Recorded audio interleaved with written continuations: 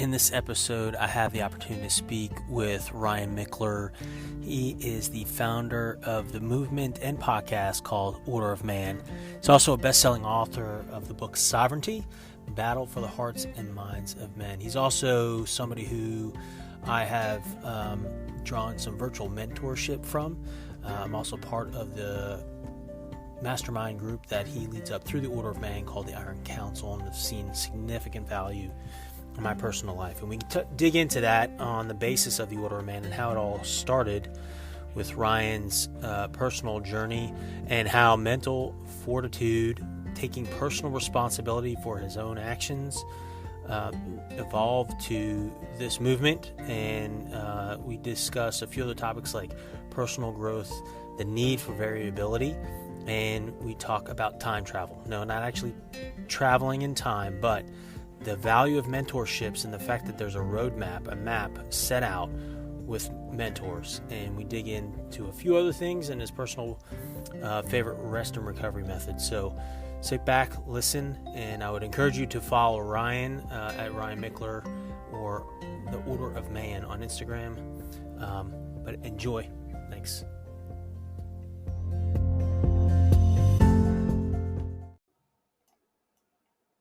All right, before we jump into the episode, just wanted to share some information about Anchor.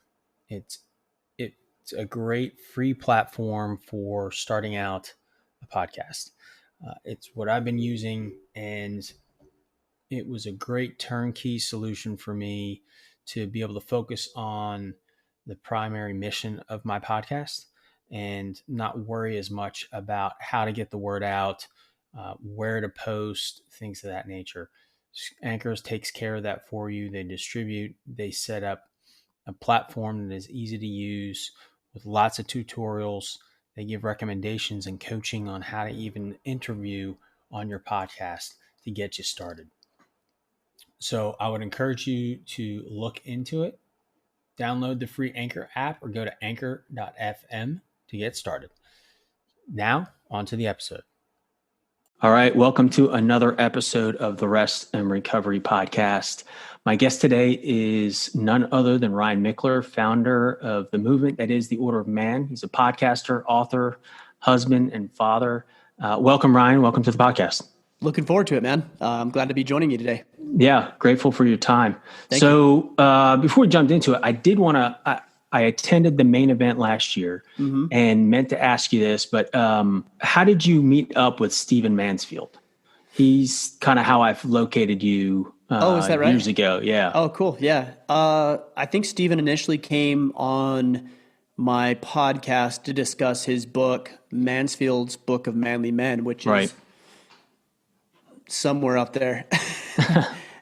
Which is a great book. Anyways, I invited him to come on the podcast, and then he came out with another book at the very close to the same time called, I think it was called Building Your Band of Brothers, and had really tried to promote his work and what he was doing because I believe fully in what he was doing.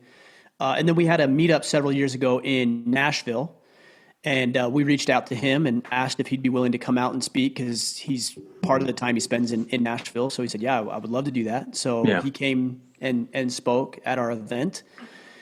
And then I believe, I can't remember for sure, he may have come on one additional time, but his team actually just reached out to me, and he's going to be coming on again because he's got a new book coming out. So, awesome. And then he also ended up, I didn't even say this, but he ended up writing a testimonial for my book, Sovereignty, as well, which was nice. Which was a real honor that he would do that, and had some nice things to say about what we were doing. So him and I have built a friendship over the past several years. Awesome. Yeah, he was how I discovered you, and some association there was the church, and he was associated with the same church body I was part of, and spoke often and read his book and dovetailed nicely. Oh yeah, great information. Definitely. Yeah. In fact, I just bought one of his books that I think he wrote a long time ago about the power, character, and leadership of Winston Churchill. I can't remember what the title is, but I just bought it yesterday. Yeah. So I'm looking forward to getting that. Yeah. He's written a couple on a variety of presidents. Yes. Yeah. So, for some of the folks that don't know about you and the movement that you've started, the Order of Man, which I'm a card-carrying member, We But do need to get cards. That's a good idea. yeah, We should get some cards or like some proof of membership, something like that. I yeah, like that idea. yeah. So, knowing your backstory on, your personal development and how your personal, you mentioned testimony, you've heard the term, your test is your testimony. And yours has really helped catalyze, I think, a broader movement. And you're one of a number of folks driving towards kind of rediscovering and reclaiming manhood and something that, and masculinity, and that I associated with. But really, for me in this podcast, is the Rest and Recovery podcast. It dovetails well in my mind on the recovery side and associated with mindset as kind of foundational to overall wellness. Mm-hmm. And so maybe we just start there with your backstory and going back to the beginning. Order of Man. The beginning of Order of Man. Yeah. Let's see. So I started the movement 5 years ago, March of 2015. I had done another podcast for my financial planning practice that I owned at the time. I'd been in the financial services industry for about 10 years, just under, and realized I really loved the medium of podcasting, but just wanted to shift gears, have a different conversation. And when I started Order of Man, I did it with selfish intentions, which was to learn from other men who had achieved on the personal and professional front. So I thought, of course, I'll be able to get wisdom and extract knowledge and information from these guys, but like, what value do I have to offer? Right. And I had the other podcast at the time, and I thought, well, why don't I just pivot? I'll just shift gears, and we'll launch this other organization, and that's why these guys would want to come on, because I'll broadcast it and promote it to my audience, which was non-existent at the time. So yeah, I launched in 2015, and man, it just blew up from day one. It did more downloads in the first day than any other day that my previous podcast had done over a period of 4 or 5 months. Oh, so I felt pretty quickly like we were onto something, which is a testament to the message and the timing of the market and what men wanted to hear and needed to hear to improve themselves and become more capable. And we've been going strong for 5 years. Really, my goal is to equip and enlist an army of men who are motivated and ambitious and capable as husbands and fathers, leaders inside of their community, owners of their business, just better men in general. So that's the mission we've been on for the past 5 years. And I feel like we've done a lot of things right, but I feel like we're just now starting to get a lot of traction, and I can't wait to see where it goes from here, because we're on that exponential growth curve at this point. So it's a good thing. Yeah. So on the personal development side, what was maybe the Genesis 1:1 of evolving to that movement, to realizing that you had to continue to enhance and grow your personal growth? Well, it actually started years before. My wife and I had a separation in, I lose track of the time, it was 2000, must have been like 2009. 2008, 2009, somewhere right in there. I think it's 2009. It seems like everything's just like going so fast. It's hard to remember exact dates, but I think it was 2009. We went through a separation, and for a long time I blamed her. Why was she doing this? Why was she being disloyal? Why didn't she appreciate what I was doing for the family? Because I was trying to grow my business at the time. And I had a cathartic type moment where I realized, maybe I have more to do with this than initially I had given myself credit for. And that's about the time where I really started to turn my life around. I was overweight. I was out of shape. I was struggling financially and with my business at the time. And I stopped focusing so much on her at that time during our separation, and really started to focus on myself and get back into shape and start worrying about how to manage my money and how to market and grow my business. And interestingly enough, as I began to work on myself, she responded to that. That makes sense. Now It makes sense. That's influence, right? When you fix yourself and change yourself, then people are going to be positively inspired by that. So long story short, we ended up salvaging our relationship, and we've been married 17 years. In the next couple of months, we'll be 17 years. Awesome. Yeah, it is awesome. Actually, I think it's 16 years. I'm getting the dates wrong. It's somewhere in there. Don't tell her I said Close. that, but it's that's somewhere right. in there. I'll edit. Yeah. Anyways, and then we got back together, and over a course of several years, I kind of slipped back into some default patterns and habits, and it never went back to where I was when we went through our separation, but lost some traction. So I remember sitting, it was a parade in our hometown, and I was 50 pounds overweight, and I remember sitting on the steps, and this woman was walking by. She was actually walking in the parade handing out flyers, and I looked at it, and there was a CrossFit gym that was opening it up, and I knew I needed to do something, but I wasn't sure what I needed to do. And I looked at that as a sign, and I said, great, okay, I'll start CrossFit on Monday.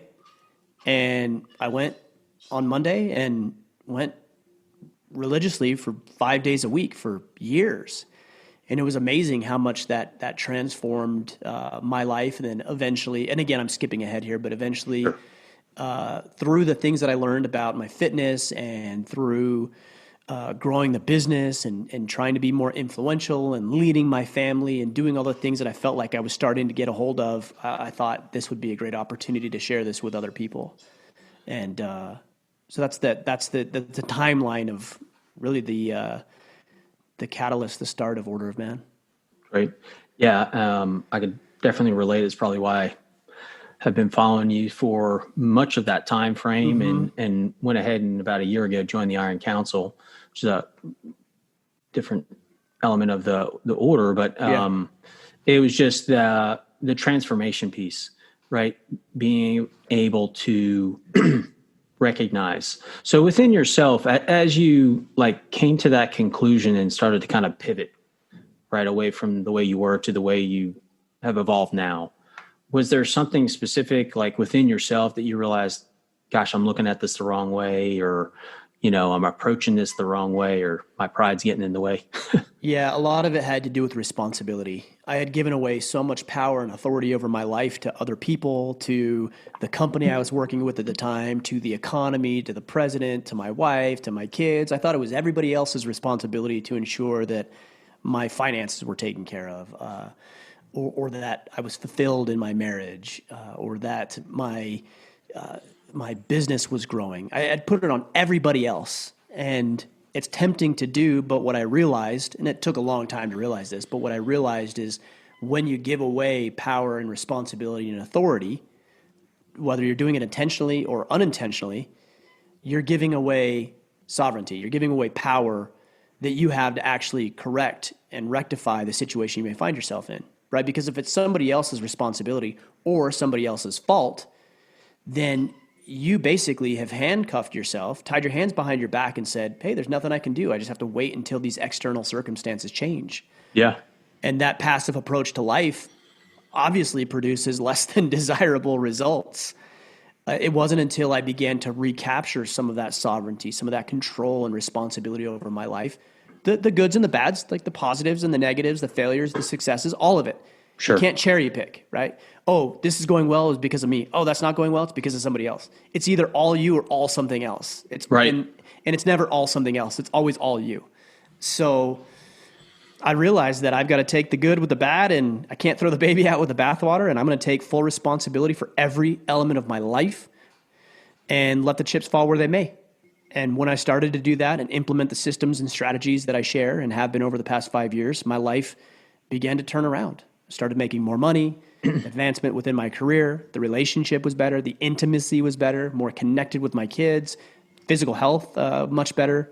I mean, so many wonderful, positive, tangible results came from recapturing authority and responsibility of my life. Yeah. And would you say even emotionally able to adapt and adjust and maybe even interpret circumstances a little more clearly? I would use the term maybe emotionally mature. If you're talking about emotions, like I'm better able to understand what my emotions are trying to teach me. I think a lot of men, because we work exclusively with men, I think a lot of men believe or have been led to believe that emotions are dangerous and they are to be squashed and hidden and not shared or not experienced. And granted, there are times where it's not appropriate to be emotional.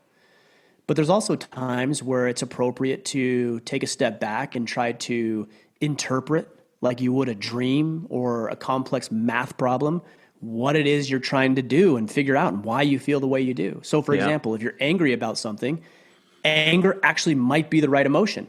So some people actually get guilty for feeling anger. It's like they're compounding the problem, right? Right. Or they feel guilty and they don't want to feel that way because they're angry. And so what do they try to do? They try to squash the anger by bottling it up, penting it up, and not having any outlet for it. Yeah. A more it turns into an explosion later. Exactly. Yeah. You can never get rid of it. It's still there. You just might subdue it for a while. A more mature way to address your emotions, the way you feel about things, is to strive to understand what they're teaching you and then act accordingly. So if you're angry because you're not experiencing the results in your career, okay, well, let's come up with a plan to fix the career so therefore the emotion is resolved, not just hidden. If you're feeling guilty about that big bag of chips that you had last night, then don't have the chips tonight. Like, that's how you fix that. Right. So your emotions are simply indicators of something that's going on in your life, good or bad. I liken our emotions to the dashboard on a vehicle. So if you're driving down the road and your check engine light comes on, you're not just going to keep driving. Like, I mean, some people might, but ideally you'd take it into the shop and they would figure out why it's coming up and they'd come up with a code, right? They'd plug the computer in it and come up with a code. And then they'd say, okay, well, you need to change your spark plugs. I'm not mechanically inclined. Right. So then you would change your spark plugs and then the light goes away. Like you just solved it.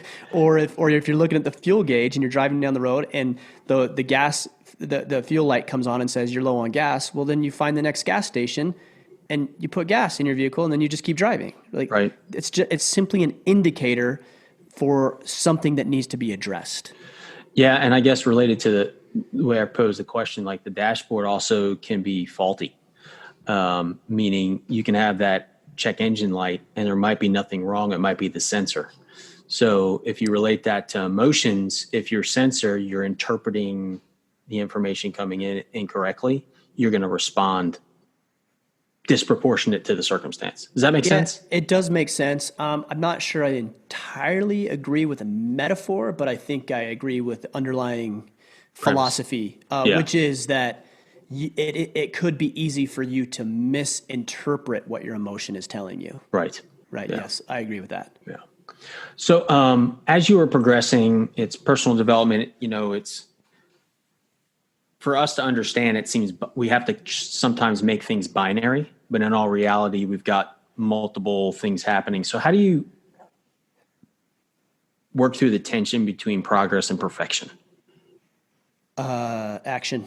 I mean, that's simple. You just take action. That's straightforward. Yeah. For me, it is. I think you talk about the complexity and the nuances and maybe the gray in between the black and white. The greater risk is not that you're taking in all of that. The greater risk is that not enough people take enough action, right? We spend too much time thinking and pondering and studying and reflecting on the nuances when it simply means, like, what workouts do I do?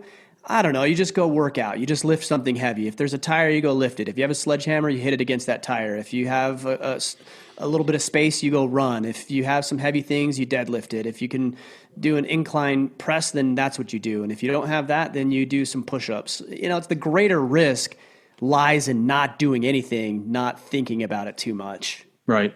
And you'll figure that stuff out along the way, right? If you're intentional about it.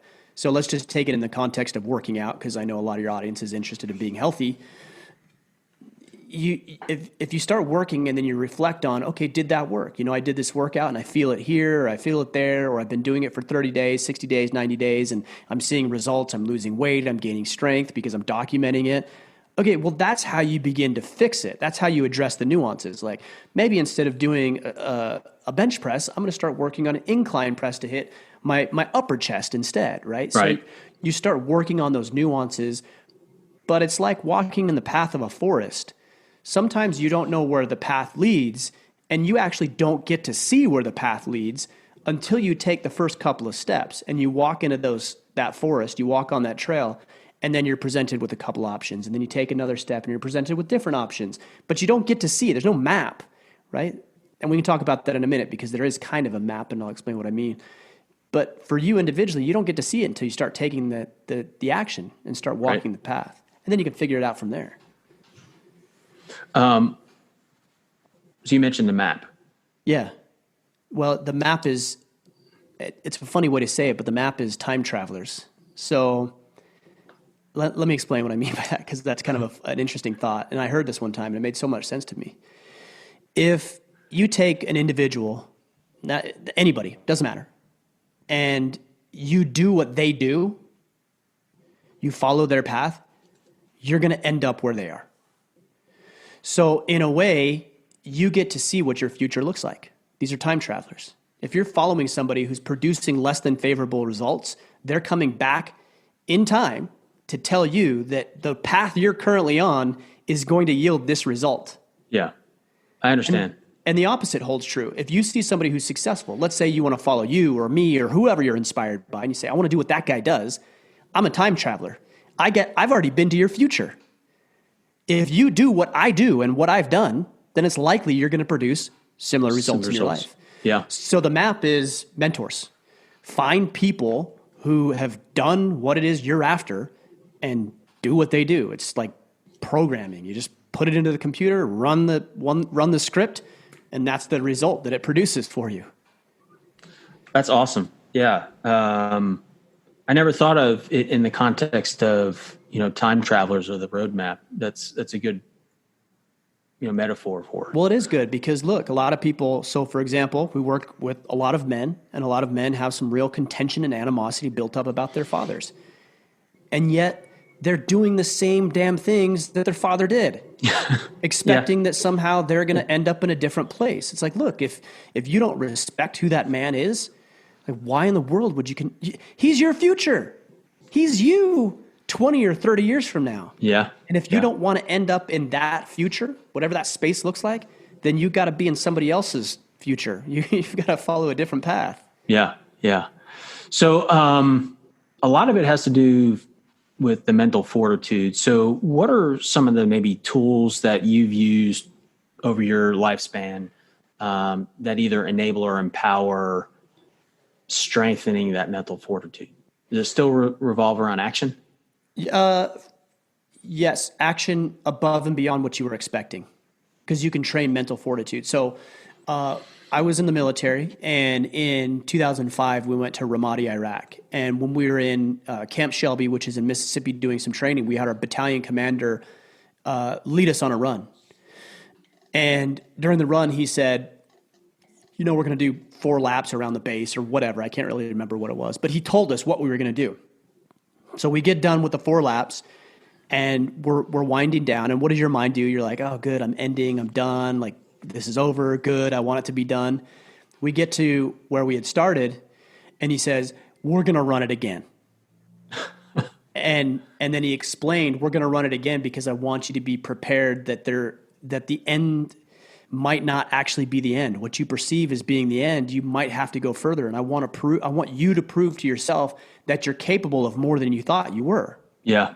That lesson stuck with me forever. So even this afternoon, I used the same lesson. I went and did a workout, and I like to program my own workouts because it needs to be fun and engaging. Otherwise, it's going to be very difficult for me to do. So here's what I did. It was 5 rounds, and it was tire jumps instead of box jumps, but it was a jump up, down into the middle, jump up, and then out. So I did that 10 times. Okay. So that would have been like 20 jumps, right? And then it was, where did I go from there? It was center mass bell, 1-arm snatches, right? So I did that, 10 on each arm. And then it was a 400-meter run. And then it was 20 kettlebell swings. And it was 5 times. So that's what I wrote down. I'm like, hey, cool, I'll get through this. I got to round 5, and I'm like, oh, good, it's over. And then I did 2 extra rounds. Like, I forced myself to do 2, because in my mind, I was like, 5 rounds. Like, I can do 5 rounds. And then I got done. I'm like, I can do 2 more. Go do 2 more. So always exceed whatever it is you're doing by 20%. Just always do that. Whatever your expectation is, whatever the thought is, whatever you want to do, take it an additional 20%.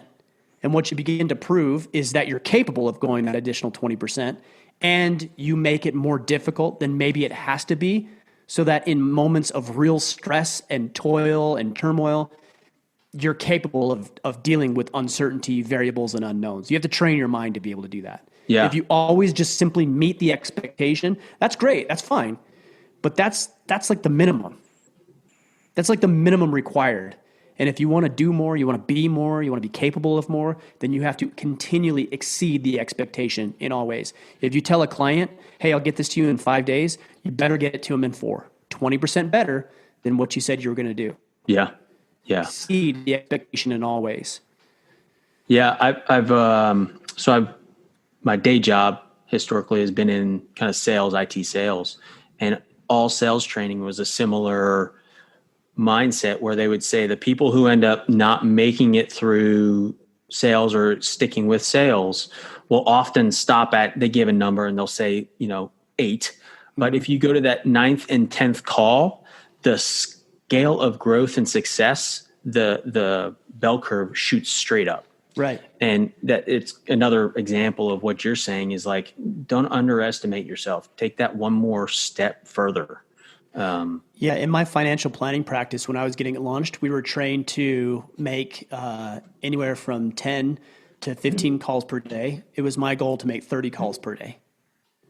Every day, 30 calls. And I had a little tracker because I'm all about tracking because we have a lot of systems in the Iron. That's what works for me is tracking these things. Yeah. I had a little tracker and every call I would make. And I didn't even I started to track the results of it, but initially I didn't even track the results. I'm like, all I need to do is make 30 calls. 30, that's it. And every day I'd go in there, tick, tick, tick, and it became a game. And I would look at it and think, oh man, I only got 20 that day. Like I actually need to make 40 today to make up for it. And I would actually make up for lost days. But it was 50 to 100% more than what I had been required to do. And naturally, I produced significantly better results than the average financial advisor because I was doing 100% more work than they were. And in the last 2 comments, though, you pointed out 2 things of like your fitness and work is you kind of gamified it, right? Mm-hmm. Make it fun. Yeah, it's work, but at least change it enough that you're going to pursue it where it's a little bit of a game for yourself. Yeah, I've done a lot of like fitness programs and strength training things. And it's like, they give you 4 exercises, right? So it's deadlifts, it's squats, it's bench press, and pull-ups. I mean, that's like a traditional strength training regimen. So they're like, so on Monday, you do your bench press and you do your pull-ups. And then on Tuesday, you do your deadlifts and your whatever, right? And it just like becomes like eating a bologna sandwich every day for the rest of your life, and I use bologna sandwich because that's what my mom used to put in my lunchbox. You and me both. Man, it's all I ever got, bologna sandwiches. If anybody today puts a bologna sandwich in my face, I will literally shove it in their face and say, get that out of here. But that's what it became with my fitness stuff. And actually, look, regardless of what you think about CrossFit, some people really like CrossFit. Other people say it's even dangerous and all this stuff. Regardless of what you think, the reason it worked so well for me is because it was so varied in its approach to fitness, and it kept my interest. It kept my mind engaged so that I would be motivated to actually go back. I feel the same way about jiu-jitsu.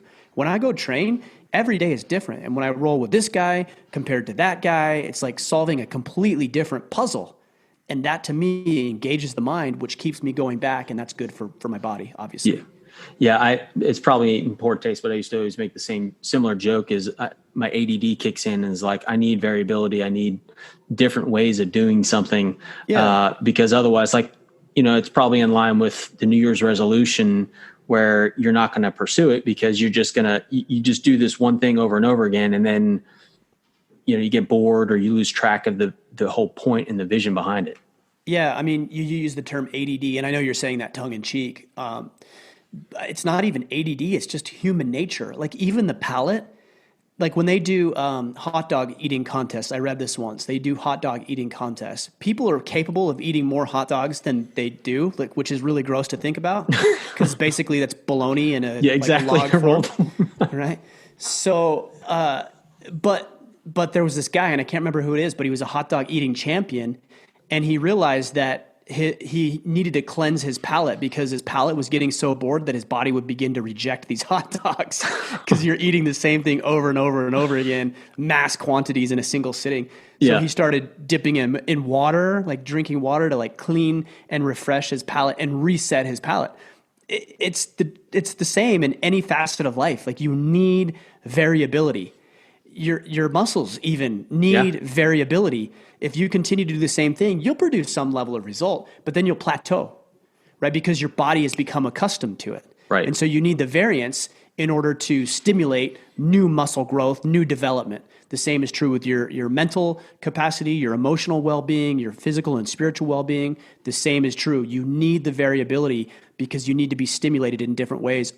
Your body is tremendous at adapting, which is a wonderful thing, but it also becomes part of the problem when it comes to complacency. Your body adapts to it. Cam Hanes is a guy I follow. The guy literally runs marathons on his lunch break every day. And people always say, how can you do that? How can you, like, what about your body and your knees? And how do you, like, all this stuff? And he's like, the body will do what you demand of it.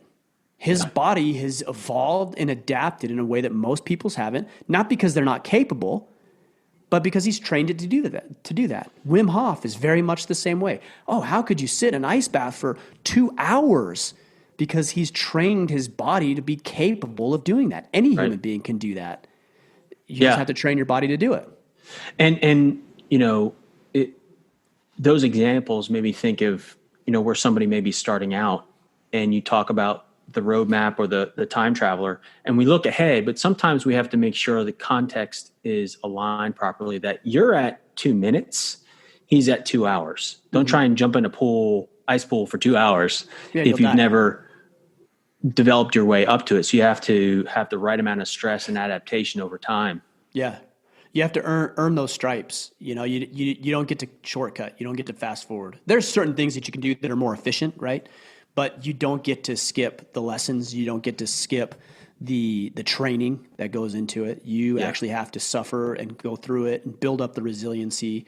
So, I mean, you always want to put the disclaimer, like, don't go try to do that because you could literally die if you do something like that. Right. But your body over time can evolve and grow and handle the capacity that you're demanding of it. Well, Ryan, we're kind of coming up on time. Wanted to close out with a couple of personal questions. One, what are you reading right now? I just finished up How to Think Like a Rocket Scientist, which is really good because I had quite literally a rocket scientist on the podcast to talk about the way that he thought about issues, the way that they sent rovers to Mars. Very fascinating discussion. I'm in the process right now of reading Jack Carr's Savage Son, which, again, he's coming on the he already came on the podcast, which is why I continue to read those books. But he's got a great series. James Reese is the main character, but that one's called Savage Son. And then I just picked up another one just the other day, but Sizing People Up is what it's called. Sizing People Up. Okay. So this is a gentleman who used to work for the FBI and created systems and strategies for profiling people, for the psychology of understanding when people are telling the truth, when they're lying, all that kind of stuff. So that's what I'm reading right now. Cool. Yeah. What are you listening to right now, music or podcast? Yeah, I don't listen to a lot of music. Occasionally I'll listen to some country music, but primarily I listen to podcasts. I listen to Dan Crenshaw's got a new podcast out. Ben Shapiro's one I listen to. London Real, Joe Rogan, Jocko. Steven Mansfield's got a couple of podcasts out that I listen to. Great Man TV and the Steven Mansfield podcast. And there's some others in there, but those are the primary ones I listen to. Okay. So, final question. What is your go-to rest and recovery method? You know, all of it's pretty active. Like there isn't a whole lot of passivity in my life. Yeah. You know, I might shoot my bow. You know, that's something that I enjoy. It's still physical in nature. I'm still outside and outdoors. We might go for a walk as a family, read a book. playing the guitar occasionally. Like, I'm not great at the guitar, but it is something that I occasionally pick up and strum on a little bit. But most of it's actually pretty active because I just enjoy being active and moving and stimulating my mind. Puzzles, I like puzzles. My family and I, we all like puzzles. So we'll sit down and bust a puzzle out and crush it in a night. That's something we enjoy doing as a family. So playing games, Awesome. yeah, board games, things like that. Yeah. Yeah. Puzzles is a recent add to our family with the whole lock-in for the most part. I love So puzzles. we've been, we have a few 1,000-piece puzzles, and we've finished a couple. And so that's been fun. Yeah, that's cool. Well, Ryan, this was great information. I am grateful for your time. Where can people find you? Well, the podcast is called Order of Man. You're listening to a podcast now, so that's a great resource. You can go to our website, which is orderofman.com, or you can connect with me. Instagram's probably the best. That's at Ryan Michler. My last name is Michler. So you'll find us between those several resources. Great. And we'll be sure to add that in the show notes. Ryan, again, appreciate your time. Grateful for it.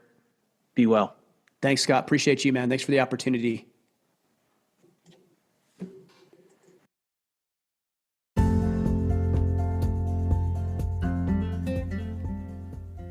Thank you for listening to this episode.